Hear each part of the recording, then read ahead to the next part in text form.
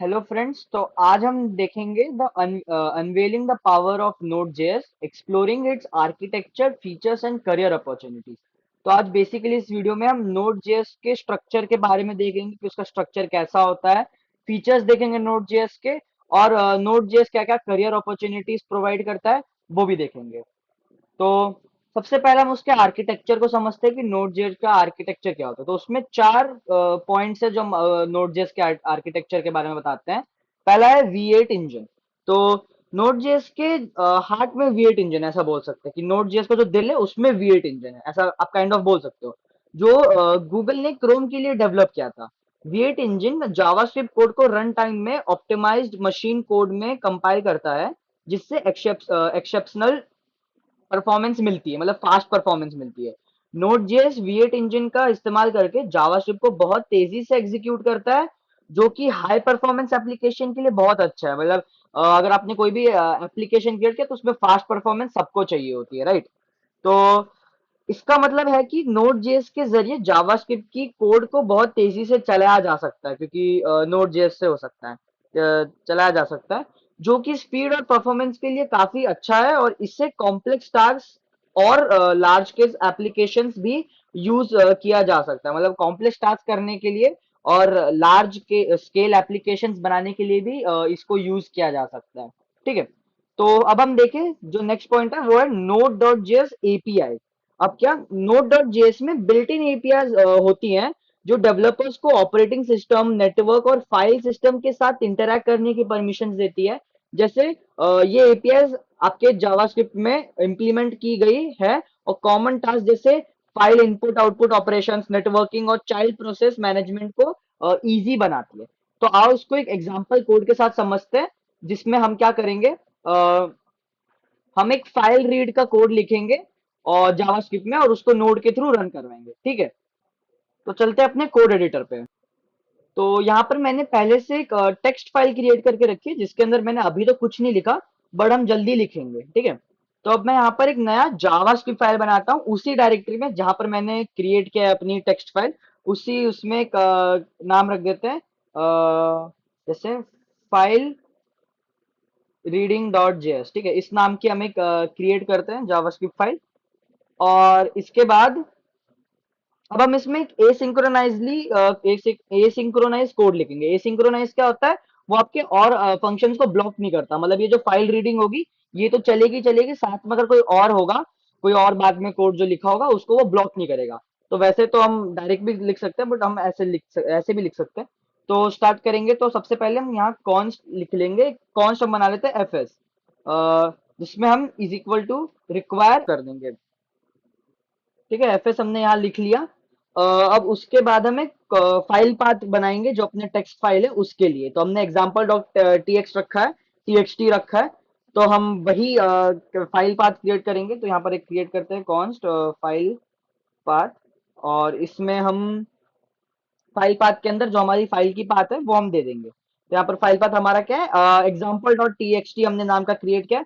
तो यहाँ पर भी हम एग्जाम्पल डॉट टीएक्सटी नाम रख देंगे, एग्जाम्पल डॉट टीएक्सटी। तो ये हमारी फाइल का नाम हो गया। ठीक है। अब इसके बाद हम फाइल को एसिंक्रोनाइजली रीड करवाएंगे, तो उसके लिए हम एक फंक्शन यूज करेंगे, fs डॉट रीड फाइल। तो ये ना एक ऑलरेडी इनबिल्ट फंक्शन होता है, जो डेटा इनपुट्स होता है, मतलब जो फाइल्स होती है उनको रीड करने के लिए कॉमनली यूज किया जाता है। तो ये ऑलरेडी है। तो यहाँ पर हम ऐसे लिखेंगे। ठीक है।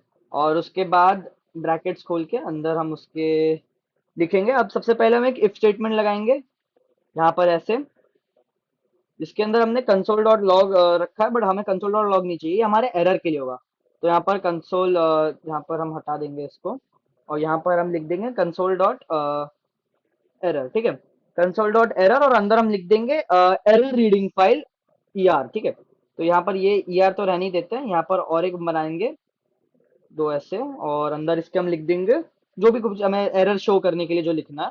तो मैं यहाँ पर लिख देता हूँ एरर रीडिंग फाइल। ठीक है। तो यहाँ पर हमने एरर रीडिंग फाइल लिख दिया है, यहाँ पर एक कॉमा लगा देते हैं। ठीक है। तो ये हमने एरर के लिए कोड लिखा, अभी इफ स्टेटमेंट लगाया हमने। ओके। इसके बाद हम रिटर्न कर देंगे, रिटर्न कर देंगे, ठीक है। एंड उसके बाद ये इफ स्टेटमेंट होने के बाद हम इफ स्टेटमेंट के बाद कंसोल डॉट लॉग फाइल जो कंटेंट है वो, तो कंसोल डॉट लॉग, और उसके बाद हम यहाँ पर tab, यहाँ हमें डेटा अभी शो नहीं करवाना, डेटा करवाना है, बट उससे पहले हम दिखाएंगे, लिखवाएंगे फाइल कंटेंट। तो यहाँ पर हम ऐसे लिख देते हैं, और यहाँ लिख देते हैं फाइल कंटेंट। तो जो भी हमारा कंटेंट होगा वो पहले पहले दिखाएगा, कंसोल डॉट लॉग में दिखाएगा फाइल कंटेंट ऐसा लिख के आएगा। अब उसके बाद हम यहाँ क्या करेंगे, नीचे और एक कंसोल डॉट लॉग क्रिएट करेंगे डेटा शो करने के लिए। तो यहाँ पर हमने console dot log data show करने के लिए क्रिएट किया है, और बेसिकली हमारा यहाँ पर कोड लिख के हो गया है। तो हम इसके बाद सिंपली यहाँ पर ये हमने बनाया था, इसको हम ब्रैकेट क्लोज कर देंगे सारे, एंड हमारा यहाँ कोड लिख के हो चुका है। इसको सेव कर लेते हैं। अब हम क्या करेंगे, जो हमने एग्जाम्पल फाइल बनाई थी इसके अंदर हम कुछ भी लिख देते हैं। तो समझो मैं सबसे पहले हेलो लिख देता हूँ, ठीक है। Hello, my name is dash dash dash, ठीक है। एग्जाम्पल हमने ऐसे लिखा, और इसको हम सेव कर लेंगे। अब हमें क्या करना है, जो भी हमने क्रिएट किया है इसको सिंपली हमें फाइल में टर्मिनल पे खोल लेना है।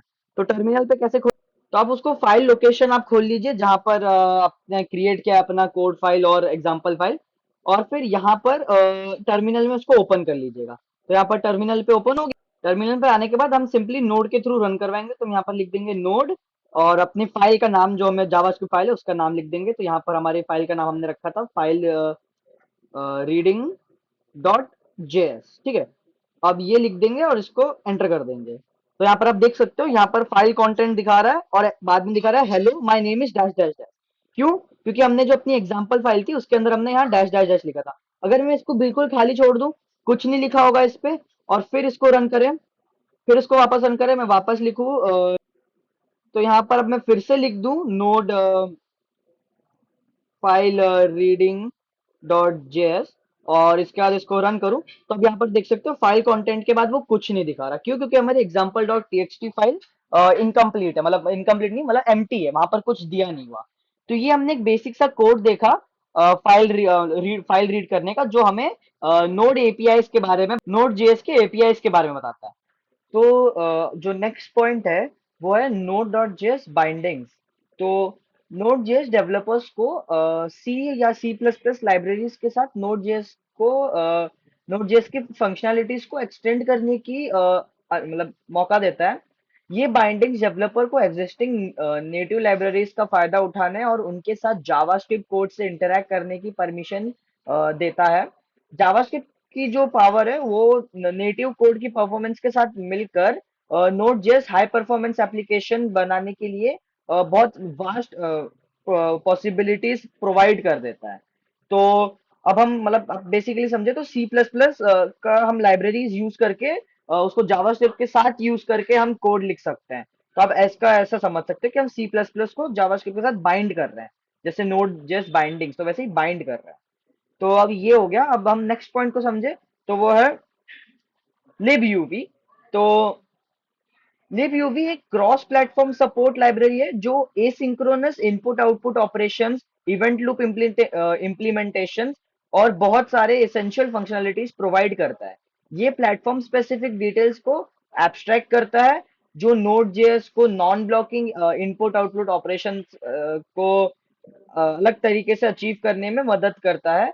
लिव यूवी नोड जेएस के इवेंट ड्रिवन आर्किटेक्चर में एक बहुत इंपॉर्टेंट रोल प्ले करता है। एसिंक्रोनस प्रोग्रामिंग को फैसिलिटेट करता है और अंडरलाइंग ऑपरेटिंग सिस्टम्स के साथ सीमलेस इंटरेक्शन को इनेबल करता है libUV। मतलब वो भी एक मतलब बहुत इंपॉर्टेंट है। अगर एसिंक्रोनस इनपुट आउटपुट्स करवाना तो उसके लिए libUV एक इंपॉर्टेंट चीज होती है नोड जेएस में। तो ये भी हमने समझा libUV के बारे में। अब हमने बार बार एसिंक्रोनस एसिंक्रोनस के बारे में बात की। एसिंक्रोनस प्रोग्रामिंग होता क्या है वो अब हम अगले पार्ट में समझेंगे, और उसी के साथ हम इवेंट लूप समझेंगे। मतलब टेक्निकली हम समझेंगे कि नोड जेएस सिंगल थ्रेडेड क्यों होता है। तो ये हम अगले वीडियो में समझेंगे। तो आज के लिए दैट्स इट।